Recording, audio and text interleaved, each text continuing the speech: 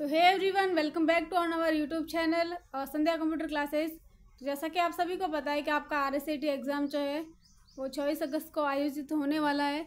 तो इस चैनल के माध्यम से जो भी क्लासेस अभी ली जा रही है वो आप सभी के लिए काफ़ी इम्पोर्टेंट होने वाली है। तो आप सभी से रिक्वेस्ट है कि इस चैनल पर अगर आप पहली बार विजिट कर रहे हो तो चैनल को सब्सक्राइब करके अपने बेल आइकन को प्रेस कीजिएगा, ताकि जितनी भी अभी नई क्लासेस आने वाली है उन सभी की नोटिफिकेशन सबसे पहले आप तक आए। तो बढ़ते हैं पहले क्वेश्चन की ओर। तो आप सभी के सामने पहला क्वेश्चन है। यहाँ पे आपको पूछा गया है कि यूपीआई में पोस्ट टेक्नोलॉजी का उपयोग कब किया जाता है। ऑप्शन फर्स्ट है आपके सामने, भुगतान प्राप्त करने के लिए या फिर पैसा भेजने के लिए, ए और बी दोनों या फिर उपरोक्त में से कोई नहीं। तो सबसे पहले अगर आपको यहाँ से पूरा नाम पूछे कि यूपीआई का पूरा नाम क्या होता है तो आपको बताना है यूनिफाइड पेमेंट इंटरफेस, ये इसका पूरा नाम होता है। और किसके द्वारा ये जारी है तो आपको बताना है एनपीसीआई द्वारा जारी है। अगर एनपीसीआई का पूरा नाम पूछे तो आपको बताना है national payment corporation of India.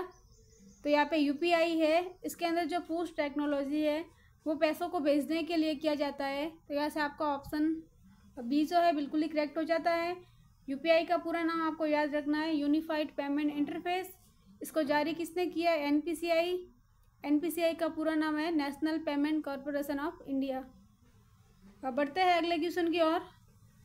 यहाँ पे आपको पूछा है कि निम्न में से कौन सा जो है मोबाइल वॉलेट का उदाहरण नहीं है। एसबीआई बड़ी, भीम, पेटीएम या फिर क्रेडिट कार्ड। तो आप सभी को पता है कि मोबाइल वॉलेट है, एसबीआई बड़ी आपका होता है, भीम होता है, पेटीएम है, जबकि जो आपका क्रेडिट कार्ड दिया हुआ है ये मोबाइल वॉलेट का उदाहरण नहीं है। तो यहाँ से आपका ऑप्शन डी जो है बिल्कुल ही करेक्ट हो जाता है। नेक्स्ट क्वेश्चन है, राजस्थान सरकार द्वारा चलित ई कॉमर्स वेबसाइट आपको बताना है कि राजस्थान सरकार द्वारा चलित ई कॉमर्स वेबसाइट आपकी कौन सी है। RSLTC, RPSC, ई ज्ञान या फिर ई बाज़ार। तो देखो, राजस्थान सरकार द्वारा चलित ई कॉमर्स आपकी जो वेबसाइट है वो आपकी है ई बाज़ार। तो यहाँ से आपका ऑप्शन डी जो है बिल्कुल ही करेक्ट हो जाता है। अगर इसके अलावा ये क्वेश्चन पूछे कि राजस्थान सरकार द्वारा चलित क्लाउड स्टोरेज कौन सा है तो वहाँ पे आपको बताना है राज ई वॉल्ट। और अगर ई कॉमर्स वेबसाइट पूछे तो आपको बताना है ई बाज़ार। नेक्स्ट क्वेश्चन है कि किस नेटवर्किंग साइट को माइक्रो ब्लॉगिंग के नाम से जाना जाता है। आपको बताना है कि ऐसी कौन सी सोशल नेटवर्किंग साइट है जिसको माइक्रो ब्लॉगिंग के नाम से जाना जाता है। ट्विटर, फेसबुक, इंस्टाग्राम, व्हाट्सएप, ये जितने भी आपके सामने नाम है ये आपके सभी जो है सोशल नेटवर्किंग साइट के एग्जाम्पल है। लेकिन इनमें से आपको बताना है कि किनको जो है माइक्रो ब्लॉगिंग के नाम से जाना जाता है। तो यहाँ से आपका राइट आंसर हो जाता है, यानी कि ट्विटर को जाना जाता है। ऑप्शन यहाँ से आपका ए जो है बिल्कुल ही करेक्ट हो जाता है। अगला क्वेश्चन है, कुछ बेचने और ख़रीदने के लिए इस्तेमाल की जाने वाली वेबसाइट किस श्रेणी में आती है। अगर आपको कोई ख़रीदना है या फिर कोई बेचना है ना तो वो वाली वेबसाइट आपकी किस में आएगी। मनोरंजन साइट या फिर social networking site, e commerce site या फिर सर्च इंजन। तो कुछ ख़रीदना है या फिर बेचना है तो वो आपकी होगी ई कॉमर्स वेबसाइट। तो यहाँ से आपका ऑप्शन सी जो है करेक्ट हो जाता है।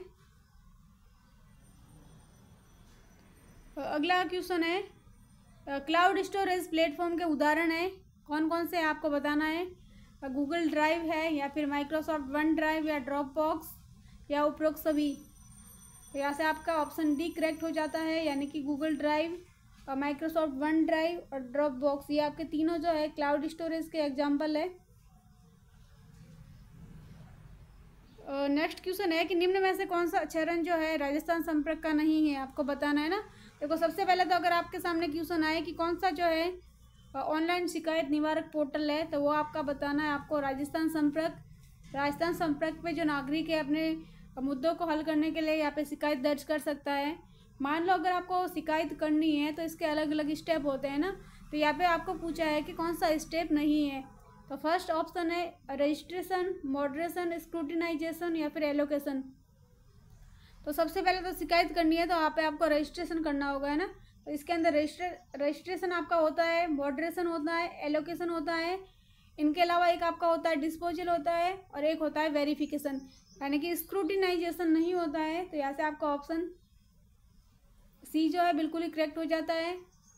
देखो अगर राजस्थान पूछे कि राजस्थान संपर्क के अंदर आपको शिकायत करनी है तो इसके अंदर कौन सा स्टेप आपको पूछा है कि कौन सा नहीं है ना, तो देखो रजिस्ट्रेशन यहाँ से आपका होगा, मॉडरेशन होता है, एलोकेशन होता है, इसके अलावा डिस्पोजल होगा और आपका लास्ट में होगा वेरिफिकेशन। ये 5 प्रकार के स्टेप होते हैं। और ये क्या है तो आपको बताना है कि ऑनलाइन शिकायत निवारक एक पोर्टल है।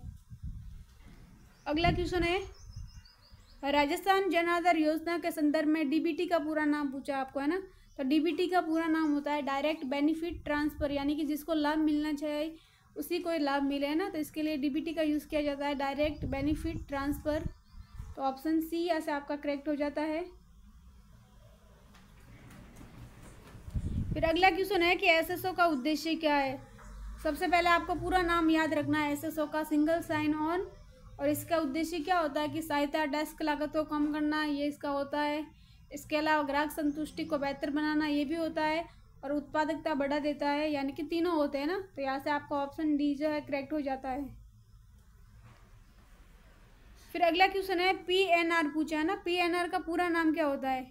तो पीएनआर का पूरा नाम आपको याद रखना है पैसेंजर नेम रिकॉर्ड, इसका पूरा नाम होता है। यहाँ से आपका ऑप्शन ए जो है बिल्कुल ही करेक्ट हो जाता है। फिर नेक्स्ट क्वेश्चन है टीडीएस का पूरा नाम। तो टीडीएस का पूरा नाम आपको बताना है टैक्स डिडक्टेड एट सोर्स, यानी कि ऑप्शन सी ऐसे आपका करेक्ट हो जाएगा। फिर अगला क्वेश्चन है कि आईटीआर के लिए फिलिंग फॉर्म क्या होता है। तो अगर देखो एक तो पैन कार्ड से संबंधित पूछा जाता है ना कि नया पैन आवेदन करने के लिए कौन सा फॉर्म भरा जाता है, तो वहाँ पे आपको याद रखना 49A। और आईटीआर के लिए आपको पूछे तो आपको याद रखना है फॉर्म नंबर 16। तो ऐसे आपका ऑप्शन सी जो है बिल्कुल ही करेक्ट हो जाता है। आईटीआर का पूरा नाम होगा इनकम टैक्स रिटर्न है ना।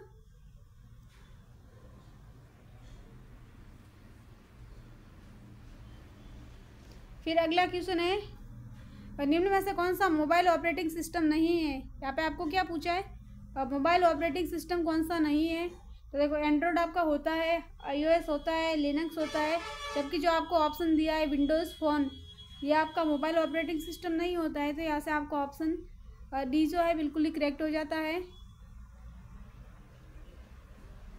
फिर अगला क्वेश्चन है कि रास्ता खोजने के लिए निम्न में से किसका आप उपयोग कर सकते हो। Google map, Bluetooth, Windows store या उपरोक्त में से कोई नहीं। तो आपको रास्ता खोजना है तो वहाँ पे आप गूगल मैप का यूज़ कर सकते हैं। तो यहाँ से आपका ऑप्शन ए जो है करेक्ट हो जाता है। विंडोज़ स्टोर से आप क्या कर सकते हैं, गेम वगैरह आप डाउनलोड कर सकते हैं। अब ब्लूटूथ ये क्या होता है, इसके द्वारा आप कम दूरी में अगर आपको डेटा शेयर करना है तो वहाँ पे आप ब्लूटूथ कर सकते हैं। इसके अंदर क्वेश्चन बनेगा एक है ना कि ब्लूटूथ किस प्रकार का नेटवर्क है, तो वो आपको बताना है पैन प्रकार का। पैन का पूरा नाम होगा पर्सनल एरिया नेटवर्क है ना, यहाँ से क्वेश्चन बनता है। तो यहाँ से आपका ऑप्शन याद रखना है, रास्ता खोजने के लिए आपका गूगल मैप बिल्कुल ही करेक्ट हो जाता है। फिर अगला क्वेश्चन है आपके सामने, निम्न में से कौन सा ऐप जो है नागरिकों के मुद्दों को हल करने और समाधान प्रदान करने के लिए बनाया गया है। तो अभी मैंने बता दिया था है ना, कौन सा होगा आपका राजस्थान संपर्क। अगला क्वेश्चन है कि ब्लूटूथ किस प्रकार का नेटवर्क है, ये भी मैंने बता दिया अभी आपको है ना।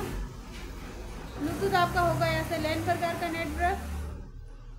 ब्लूटूथ यहाँ से आपका हो जाएगा पैन प्रकार का नेटवर्क है ना। पैन यानी पैन का पूरा नाम पर्सनल एरिया नेटवर्क। लैन का पूछे तो लोकल एरिया नेटवर्क होता है। वैन वाइड एरिया नेटवर्क। और मैन का मतलब होता है मेट्रोपॉलिटन एरिया नेटवर्क। अगर आपको वाईफाई पूछे तो वो आपको याद रखना है डब्ल्यू लैन प्रकार का होगा। फिर अगला क्वेश्चन है कि ईपीडीएस का पूरा नाम क्या है। तो देखो ईपीडीएस का पूरा नाम होता है electronic public distribution system.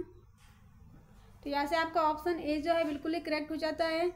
EPDS के अंदर आपको पूछेगा एक तो है ना एपीएल का पूरा नाम और एक होगा बीपीएल का पूरा नाम। तो एपीएल का अबव पॉवर्टी लाइन और बीपीएल का बिलो पॉवर्टी लाइन। अगला क्वेश्चन है कि निम्न में से किसे जो है रेडी टू यूज़ के नाम से भी जाना जाता है। Smart art, clip art, hyper link या उपरोक्त में से कोई नहीं।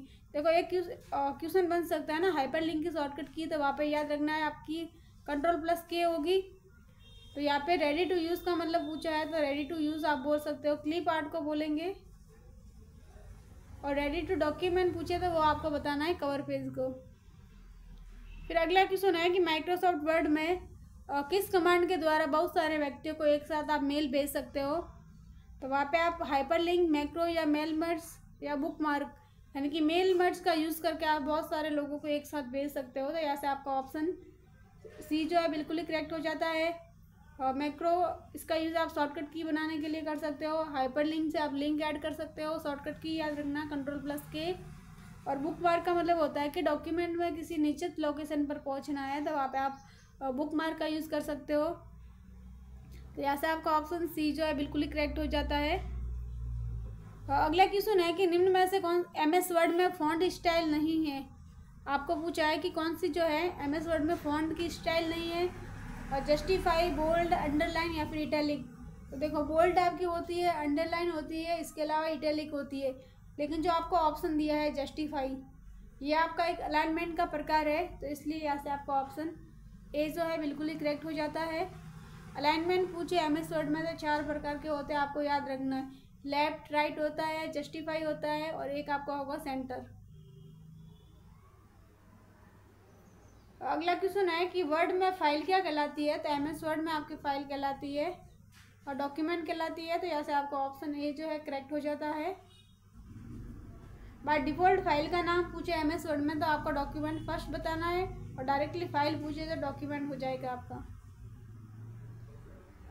अगला क्वेश्चन है कि गटर मार्जिन क्या है। तो आपको बताना है कि वह मार्जिन जो प्रिंटिंग के दौरान बाइंडिंग भाग में जोड़ा जाता है ना। तो ऑप्शन सी यहाँ से आपका करेक्ट हो जाता है। और नेक्स्ट क्वेश्चन है कि इनमें से क्या इस्तेमाल कर आप डॉक्यूमेंट के मोड को पोर्ट्रेट से लैंडस्केप में बदल सकते हो। तो अगर डॉक्यूमेंट को पोर्ट्रेट से लैंडस्केप में बदलना है, देखो ओरिएंटेशन के टाइप्स होते हैं। अगर ऐसे फॉर्मेट में है तो ये आपका पोर्ट्रेट होगा, और ऐसे फॉर्मेट में है तो ये आपका होगा लैंडस्केप। तो इसको बदलना है तो हम पेज सेटअप डायलॉग बॉक्स के अंदर जाके पोर्ट्रेट से लैंडस्केप में कर सकते हैं। तो यहाँ से हमारा ऑप्शन सी जो है बिल्कुल ही करेक्ट हो जाता है। नेक्स्ट क्वेश्चन है कि प्रिंट करने से पहले एक दस्तावेज कैसा दिखेगा, ये जानने के लिए आप किस कमांड का उपयोग कर सकते हैं। प्रिंट पूर्वावलोकन का आप यूज़ कर सकते हो। तो यहाँ से आपका ऑप्शन, आपको क्या पूछा है कि प्रिंट करने से पहले एक दस्तावेज कैसा दिखेगा, ये जानने के लिए आप किस कमांड का उपयोग करेंगे। तो फाइल पूर्वावलोकन या फिर प्री प्रिंट या फिर प्रिंट पूर्वावलोकन या मानक पूर्वावलोकन, यानी कि प्रिंट प्रीव्यू का यूज़ हम कर सकते हैं। तो यहाँ से ऑप्शन सी हमारा करेक्ट हो जाता है। अगला क्वेश्चन है कि वर्ड 2010 में रिबन जो होती है किसकी एक श्रृंखला से बनता है। और यहाँ पे पूछा कि रिबन किसकी श्रृंखला से बनता है। तो रिबन जो है आपके एक टैब की श्रृंखला से बनता है ना। तो यहाँ से आपका ऑप्शन ए जो है करेक्ट हो जाता है। अगला क्वेश्चन है व्यू मेन्यू में आपको पूछा है कि स्प्लिट ऑप्शन का कार्य बताना ना व्यू मेन्यू में। तो स्प्लिट ऑप्शन का काम होता है कि एक विंडो को 2 भागों में बांटना। तो ऑप्शन डी यहाँ से आपका करेक्ट हो जाता है। अगला क्वेश्चन है कि एक्सेल वर्कबुक निम्न में से किन के संयोजन से बनती है। चार्ट और वर्कशीट या वर्कबुक या फिर चार्ट। तो एक्सेल के अंदर जो वर्कबुक है वो आपकी वर्कशीट और चार्ट के संयोजन से बनती है। तो ऑप्शन बी यहाँ से आपका करेक्ट हो जाता है। अगला क्वेश्चन है कि माइक्रोसॉफ्ट एक्सेल 2010 में चयनित सेल से एक चार्ट बनाने के लिए शॉर्टकट कुंजी, तो वो आपकी हो जाएगी यहाँ से F11। नेक्स्ट क्वेश्चन है कि प्रेजेंटेशन में विद्यमान सभी स्लाइडों का एक जैसा प्रदर्शन चाहने के लिए निम्न में से आप किसका उपयोग करेंगे।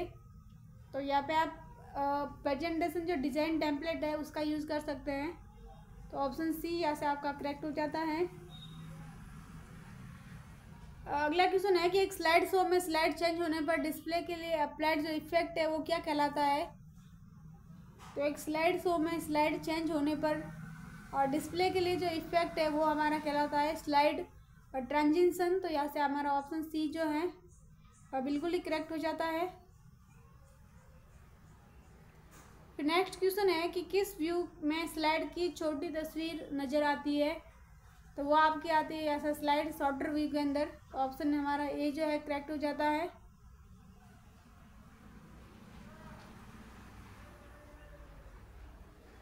फिर अगला क्वेश्चन है आपके सामने, निम्न में से किस कुंजी द्वारा पावर पॉइंट जो प्रस्तुतिकरण है उसके अंदर आप नई स्लाइड ऐड कर सकते हैं ना। तो कंट्रोल एन से तो क्या होगा, आपकी नई फाइल ओपन होगी। इसके अलावा कंट्रोल एम से पावर पॉइंट के अंदर न्यू स्लाइड इंसर्ट कर सकते हो आप। और डुप्लीकेट की पूछे तो वहाँ पे याद रखना है कंट्रोल डी। कंट्रोल ओ से होगा ओपन और कंट्रोल पी से होगा प्रिंट। तो ऐसे नई स्लाइड के लिए पूछा है तो वो हमारा हो जाएगा कंट्रोल एम। फिर अगला क्वेश्चन है कि एमएस पावर पॉइंट में डुप्लीकेट स्लाइड बनाने के लिए ना, अभी मैंने बता दिया आपको, डुप्लीकेट के लिए होगा आपका कंट्रोल डी। कंट्रोल के आपका होता है हाइपरलिंक के लिए, कंट्रोल एफ होगा फाइंड के लिए। फिर अगला क्वेश्चन है कि विंडोज़ 10 में एक सॉफ्टवेयर इंस्टॉल नहीं किया जा सकता, यानी कि आपको पूछा है कि विंडोज़ 10 के अंदर किसके द्वारा आप सॉफ्टवेयर जो है इंस्टॉल नहीं कर सकते। इंटरनेट से कर सकते हैं, विंडोज़ स्टोर से कर सकते हैं, और सीडी फाइल पेन ड्राइव से कर सकते हैं, जबकि आप वर्ड की फाइल का उपयोग करके नहीं कर सकते।